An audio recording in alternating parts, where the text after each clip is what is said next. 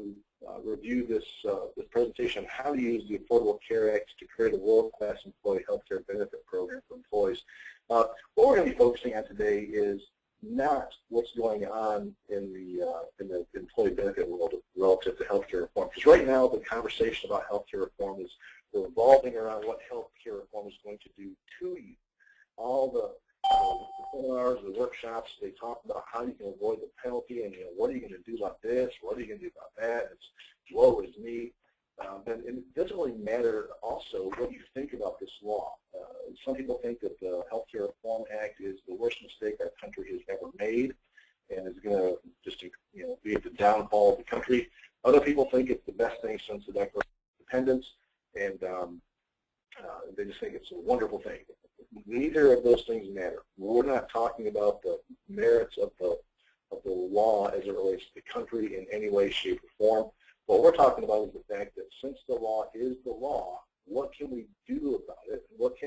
How can we use this to our advantage? And is there anything good in it at all? And what our research has shown us is that, in fact, what we should be talking about is what healthcare reform is going to do to us.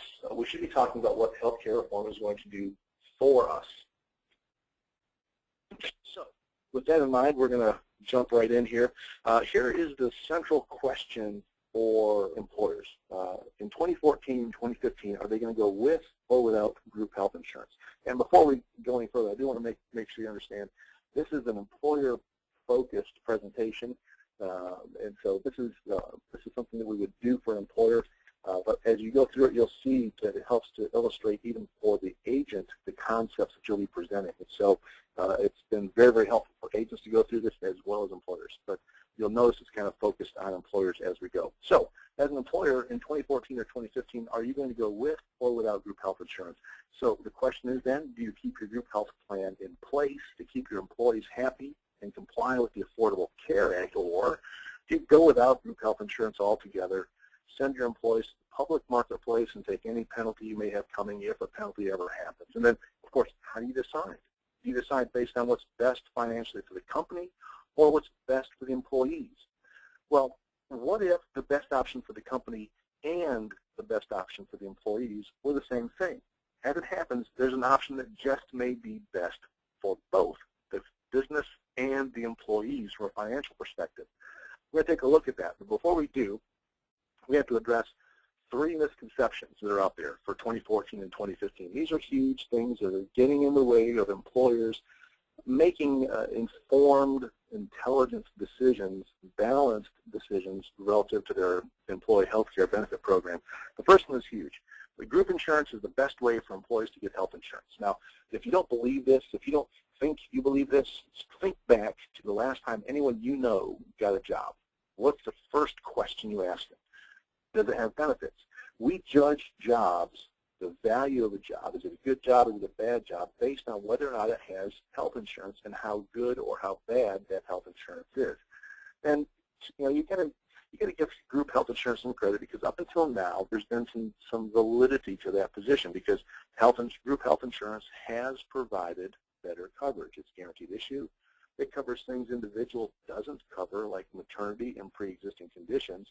And of course, it's been more affordable for employees, because even though group health insurance typically costs as much as twice as much or more than the equivalent individual insurance, employers generally subsidize that cost so that it's affordable for the employees. Now, over the past several years, with the escalating cost of group health insurance, employers are finding it more and more difficult to subsidize that cost, and they've been shifting more and more of that premium cost back to the employees. And so that's been making it much less attractive from a cost standpoint for employees. But all in all, group insurance has always been considered to be the best way to get insurance. Now, in 2014 and 2015, that's a misconception that we're going to have to address, and we'll talk about that in a minute. The second misconception is that in 2014 and 2015, it's going to be best for employers to keep group insurance in place, even though employees have to help pay the cost of premiums that they can't afford. Now, those employees that opt out, well, they can always go to the government marketplace and get a subsidy. Misconception number two, we'll address that in a few minutes as well. And the third misconception, and this is very important, is that the government marketplaces are the only place individuals can buy their personal health insurance if group insurance is not available. In many states, even insurance agents believe this. Again, it's a misconception. We're going to talk about that as we go along as well. So let's take a look at that first misconception. Will group insurance provide better coverage than individual insurance in 2014? Went the wrong way. Sorry about that. First, what we have to do is look at how the Affordable Care Act is going to affect health insurance in 2014. Now, as we know, individual health plans are going to be guaranteed issue. No more underwriting. No one can be declined. And there's no pre-existing exclusions either if they're purchased during open enrollment. Under healthcare reform, exclusions go away altogether in 2017, but if they're purchased during open enrollment, there's no pre-existing exclusions now. So that's a huge plus. And then, of course, all the health plans, group plans and individual, are going to have at least the government-defined essential health benefits. Now, there's 10 different categories. We're not going to go through all of them. The main ones to pay attention to, though, as an insurance agent and as a consumer, are maternity and newborn care, mental health, substance use disorder services, and behavioral health treatment, and then pediatric services like oral and vision care. Now, most of these services, individual insurance has already covered all along. So maternity, mental health, those are being added. So what that means is, right now, 2013, group insurance does have an advantage structurally from a coverage perspective over individual insurance. For instance, group insurance is guaranteed issue. Individual insurance is not. Maternity, covered by group, generally not covered by individual insurance. If it is, it's extremely expensive. The pre-X, generally, that's always covered by group insurance as long as you're staying within the 61-day window. Well, with individual insurance, pre-X may or may not be covered. It's not required, so and it's not always covered, so we're putting a no there.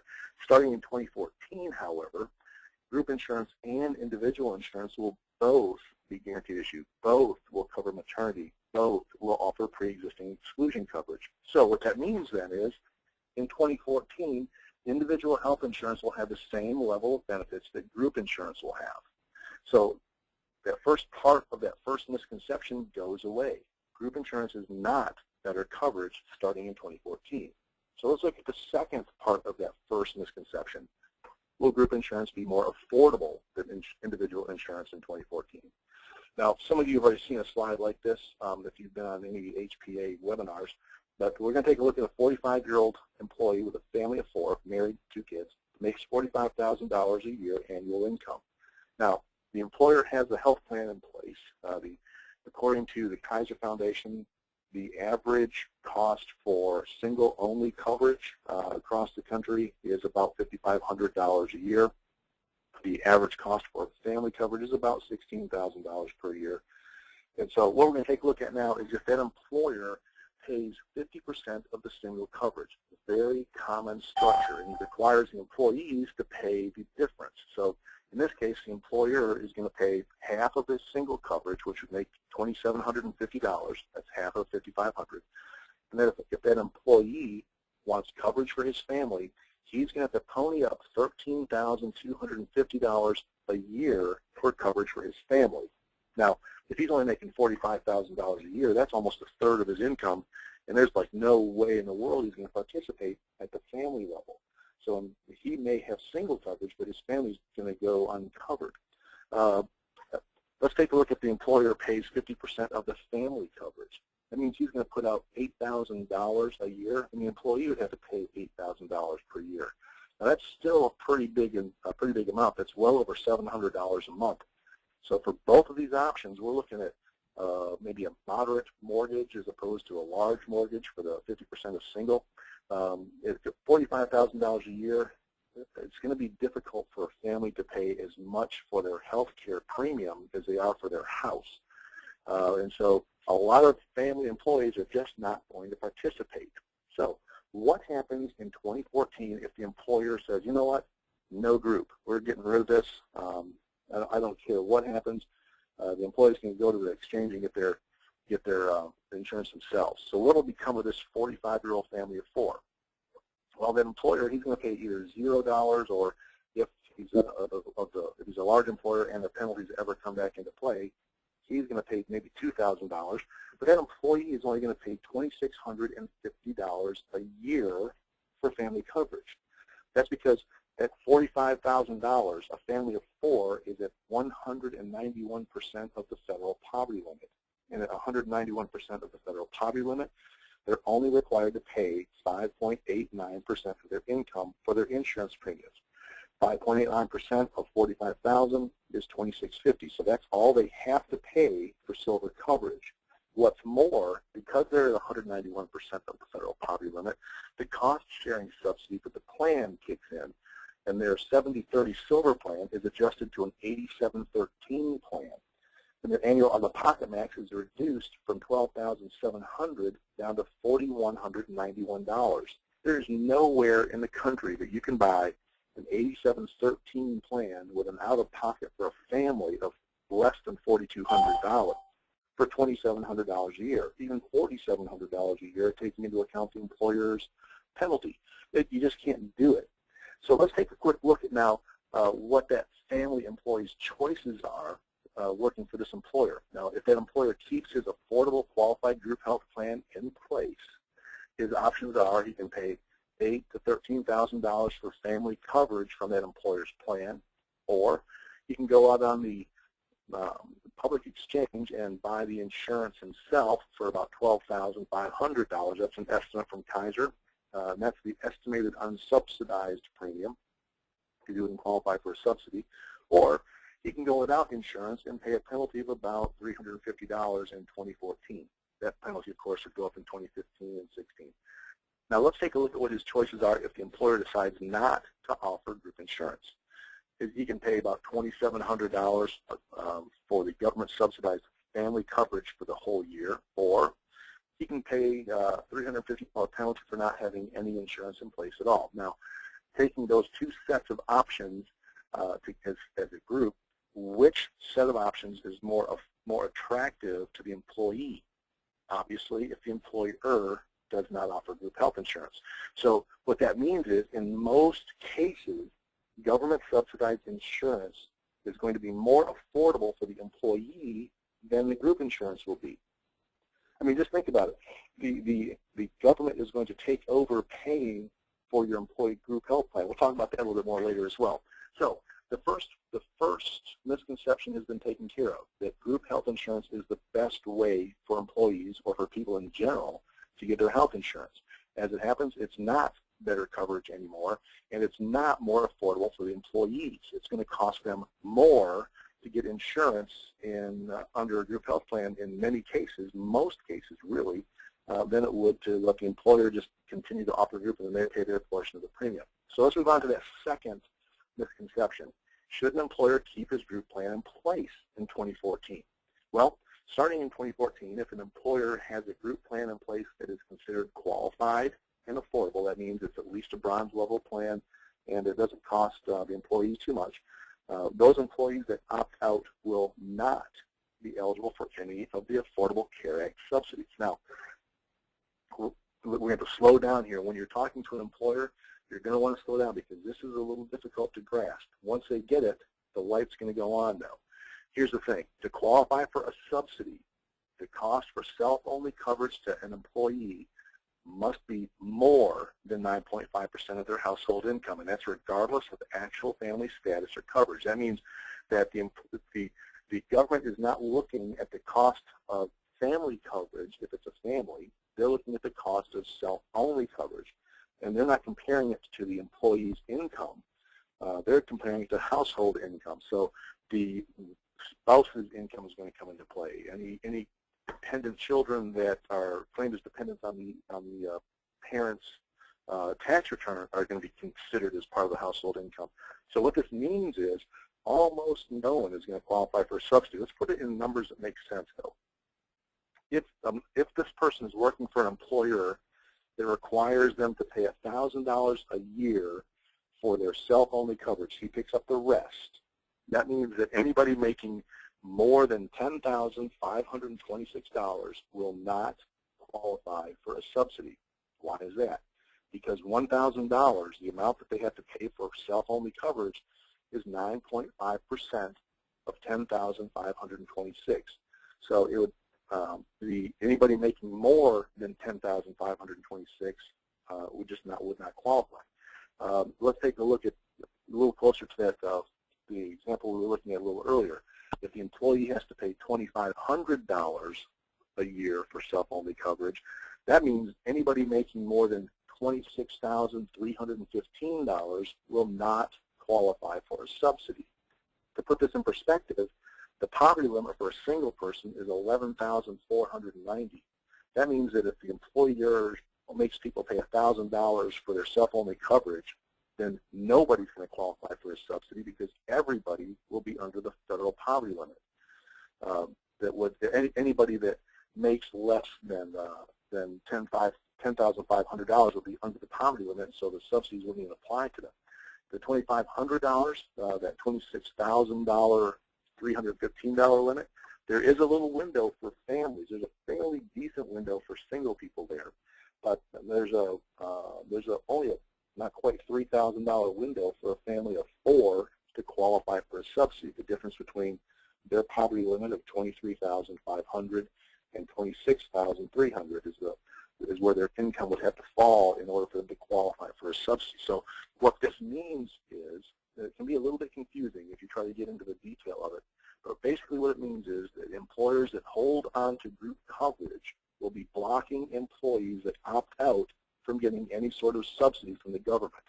So what you're going to find then is employers that are trying to do the right thing for their employer or for the employees by offering group health insurance are actually hurting them, because those employees that can't afford their portion of the family coverage and opt out, they're also not going to be able to afford the group coverage, the family coverage on the marketplace, because they're not going to qualify for a subsidy. So the employer is going to find himself in a really weird situation where his employees are coming to him and telling him, drop this group plan because you're killing us. We can't get insurance anywhere because of this group plan, so please drop your group. It's going to be a weird situation for the next 18 months or so. And they're probably going to start hearing this. Employers are probably going to start hearing this from their employees starting in open enrollment when people get the bad news that they don't qualify for a subsidy, because not a lot of people really understand what's going on out there. So that takes care of the first 2 misconceptions. Now we're to that third and final one. Is the government marketplace the best place to buy insurance? The thing we need to do is to take a look at navigators on the public marketplace here, what they can and what they cannot do. Now, they are not going to be required to be licensed. Wall Street, I think it was the Wall Street Journal, reported they can even be a felon, convicted felon, and still be a navigator.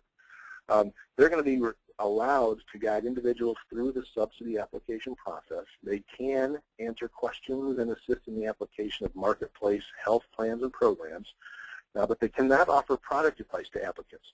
So when they gather up all the information, they've done the subsidy application for an individual or family, they figure all that sort of stuff up, and they apply the subsidy to the plans on the exchange, and also they take their demographic information, they pull up quotes for all the plans. They are going to be required to show all the plans on the exchange. So there may be 5, there may be 50. You'll have to show all of them. Whenever as insurance agents, whenever you present individuals with a bunch of choices, their first question to you is going to be, which one of these is best for me?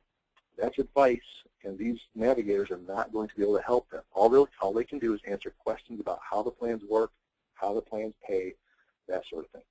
They also cannot sell health policies not offered in the marketplace. So any plans that are sold outside the marketplace, they can't represent. That's a problem if an individual does not qualify for a subsidy. If somebody makes 500% of the federal poverty limit and doesn't qualify for a subsidy, as an insurance agent, I know that it's in that person's best interest to find a plan not offered in the government exchange, because in all likelihood it's going to cost a lot less than the similar plan would cost in the exchange, because there's going to be a little less tax, and there's going to be probably less internal cost due to adverse selection going on inside the marketplace. So the navigators can't even mention that. They can't talk about those policies. And so what they're going to do is they're going to blindly sell a policy that's in the exchange and unnecessarily charge the client too much money. They also cannot sell supplemental products to marketplace customers, so they can't add on an accident or critical illness plan to kind of offset any of the out-of-pocket exposure that the clients are going to experience, and they can't offer after-the-sale service. With all that said, how does an insurance agent compare? Well, insurance agents are going to be allowed to guide individuals through the subsidy process just like a navigator. You can sell policies offered in the government marketplaces just like a navigator, but we can also sell policies and products not offered in the marketplaces. So we can take our clients outside of the marketplace when it makes sense. We can add on an accident plan, a critical illness plan, disability income plan, whatever makes sense for the client, we can do that as well. And the big thing is we can provide consultation and advice on products offered inside and outside the marketplaces. So when it's all said and done, insurance agents are still the best way to go if you want to buy insurance as an individual or family. So to kind of wrap up that section of the presentation, in summary, we're going to say, group health insurance, not the best way for employees to get health insurance in 2014. Government subsidized individual insurance will often be the most cost-effective coverage for the company and its employees. The second thing was, even though employers don't have to deal with the Affordable Care Act compliance until 2015, if then, employers that keep a group in place in 2014 are likely going to be blocking their employees that opt out from being able to get any sort of subsidy. They're going to be blocking them from being able to afford health insurance.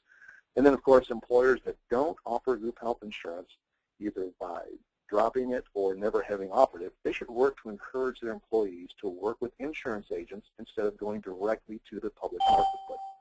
So that part of the presentation will go a long way toward getting an employer to say, wow, I never thought of that. We should probably talk some more. Well, it's one thing to create the problem. The second thing is a solution. And all of us working in the field today, all of us on the call today, we have a great solution. And it's basically the new healthcare reform-based group benefit strategy. Here's how it works. At the baseline, you're going to look at government-subsidized employee health benefit, the health benefit programs. So when you talk about health insurance, it's going to be purchased through an individual private marketplace as opposed to through the group market. Employees that make less than 400% of the federal poverty limit will buy their government-subsidized individual health plans from the public marketplace through your company's private health insurance exchange. Now, again, keep in mind, agents can work on the public exchange. So whether you sell the insurance yourself or you use your call center and private exchange, the policies can still be sold through the public marketplace. Those employees that make over 400% of the federal poverty limit, they'll buy their insurance plans outside the public marketplace through your company's private health insurance exchange, saving some money there. The employer also needs to set up a premium reimbursement arrangement, a PRA. That way, any employees that don't qualify for a government subsidy can pay for their individual premiums on a pre-tax basis. It'll save them over 30% on premiums, in addition to whatever the lower cost is of the plan that you sold them. And of course, there's going to be some employer payroll tax savings on any of that PRA money. And they need to set up a flexible spending arrangement as well. That way the employees can put aside up to $2,500 before tax to cover any out-of-pocket medical expenses. And that gives them a savings of 20 to 30% on those medical expenses. And of course, there's employer payroll tax savings on that FSA money as well. This is the core of the program. Every employer out there should go this direction, whether they offer group now or not. When they should consider getting rid of group, go to this plan. If they don't offer group, they should still go to this plan because they can brand this plan to their company. And even though it doesn't cost them anything, it's a packaged program that their employees are going to appreciate. Now, there's some optional things they can also do. Especially if a company is already spending money on insurance benefits for their employees, by cutting the group plan, all of a sudden they're saving all that money, and they have the option of letting all that money go back to the bottom line or redirecting all or a portion of it to other benefits. Now, some of those things could be increased bonuses to cover employee premium outlay. They could also increase personal or vacation days. I particularly like that one because I like vacation days. But what they would probably want to consider, when we're talking to employers, the thing we recommend the most is set up a health reimbursement arrangement.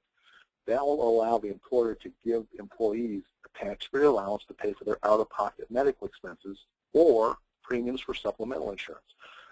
Keep in mind, these individual plans sold on the exchange are going to come with out-of-pocket. And so if the employer can't, or, well, in most cases you won't be able to contribute to the premiums directly, you can contribute to the out-of-pocket exposure, which in many cases can be quite a bit more.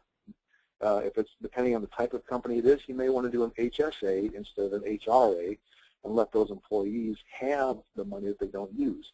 That could also be a great incentive as well. They can also put in some group or voluntary products like dental, life, accident, disability, some medical expense reduction programs like a wellness program, Teladoc type of a program.